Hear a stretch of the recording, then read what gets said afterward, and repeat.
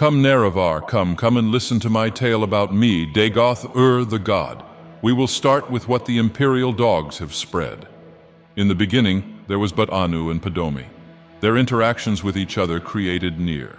She was smitten with Anu, and Padomi was none too happy about this. Through means unknown, Padomi eventually killed her in jealous rage.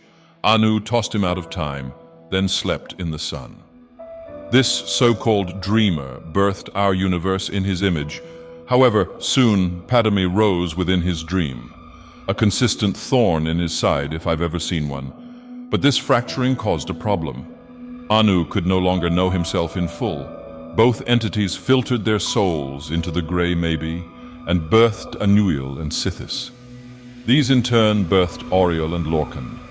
Yes, Nerevar, the false gods of creation are merely aspects of their oversouls. I'm sure you know the basics of their interactions, but I shall summarize. Mundus was created by Lorcan with the help of the other Et Ada, or original spirits. But treachery soon rose, with Auriel and the others realizing that this plan would sacrifice most of their power and conscious will.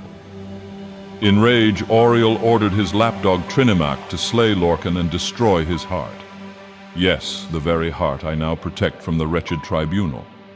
It laughed at their endeavor, proclaiming that one cannot destroy the heart without destroying creation itself, for one was made to satisfy the other. I will now begin my story, the story of how I, Dagoth Ur, became a god. I was known as Vorin Dagoth, leader of House Dagoth. I was close friends with you in the deceiving tribunal, and supported your war with the Dwemer. I am knowledgeable beyond compare of Dwemer means and secrets, so, of course, sweet Nerevar, you left me in charge of the tools. However, when King Dumak and his lackey Kagranak used the tools in their haste, they made a mistake. In a moment, the red moment, all Dwemer on the face of Nirn were gone to unknown realms or simply ceasing to exist entirely. In this moment, time broke. In my ignorance, I pled with you to study the tools, or in another time to destroy them entirely. But you, my sweet Nerevar, did not heed my warnings. You instead left me to guard the tools and went to talk to the betrayers. In your ignorance, you believed they would aid you in the reclaiming of the tools. However, treachery had grasped their hearts. While you did so, I was tempted by the heart, whispering mad words and schemes of unification. Yes, I tinkered with the heart, and in my knowledge became a god. The temples will tell of my madness. Insanity brought upon me by the heart itself. You returned to me, pleading for the tools you tasked me to guard. However, I foresaw the wickedness of the tribunal's hearts and would not give up such power to them. In your anger, we fought. You were my better, and you dealt the final blow, killing Vorin Dagoth forever. However, as I foretold, the tribunal murdered you shortly after and stole the very tools I wished to protect. Azura, in her admittedly righteous anger, cursed them, changing their skin and their very culture, creating the Dunmerii race. However, they twisted her words and declared that she was cruel and unreasonable. They abolished the worship of the three good Deirdre, Mephala, Boethia, and Azura, and set themselves as the new gods of Morrowind. Imagine, Nerevar, the arrogance and vanity of their deeds. But while Vorin Dagoth was dead, he was intrinsically linked with the heart, and I, Dagoth Ur, became a god. But it took time, sweet Nerevar, to awaken from the sleep I had been put in. Many years passed, and the tribunal would make periodic treks to the heart to renew their false divinity. But when I was awakened, I took vengeance on them and reclaimed the tools, Sundar and Keening. However, Vivek fled with Wraithguard, as the coward he is.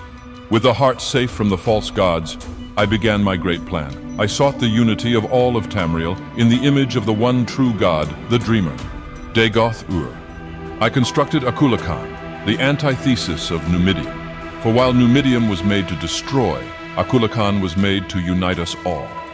I created the Blight, a divine disease that would help enlighten the masses and bring sympathy to my cause. Sometime later, I perfected the process, giving rise to Corpus, my blessing to Nirn. Yes, there were failures, but that is simply because they lacked the fortitude and drive of my holy being. Those monsters you encounter are simply those too weak to ascend. As I have heard the denizens of this world quote, the wheat must be separated from the chaff. The false gods of Morrowind erected what they called the Ghost Fence, a large metaphysical barrier made from the souls of Dunmeri ancestors in a vain attempt to stop my blessings being bestowed to all of Morrowind. But they were weak, and the ghost fence did not prevent my blight from spreading, though it hindered Corpus. They labeled me the Sharmat, the metaphysical force of unification, filtered through Padomi, which allegedly corrupted it. I was accused of being but a pawn of that force. What a grand and intoxicating innocence to accuse me of being a pawn to some unseen force.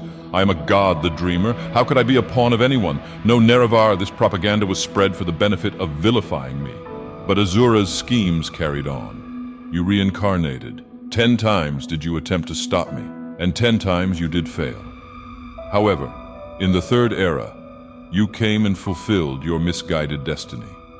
You reclaimed the tools, and with Wraithguard, met me in Red Mountain, reunited once more, but as enemies.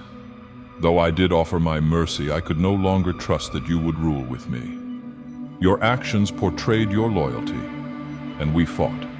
In your ignorance, you destroyed the heart and my essence. I was defeated, and the unification that I wished to create, our very utopia, was ended forever. I do not fault you, sweet Nerevar, as you were conditioned by the lies spread of me, a victim of those wretched imperial dogs and false gods. In her vanity, Almalexia became unhinged, grasped by the very insanity she falsely attributed to me. She betrayed Sotha Sil, killing him and leaving his remains bound to the inner chambers of the Clockwork City. But I was vindicated by you, as you slayed her when she attempted to betray you once more. Some claim I misinterpreted the heart's message of the universe, but it was clear, dear Nerevar, that I was the dreamer.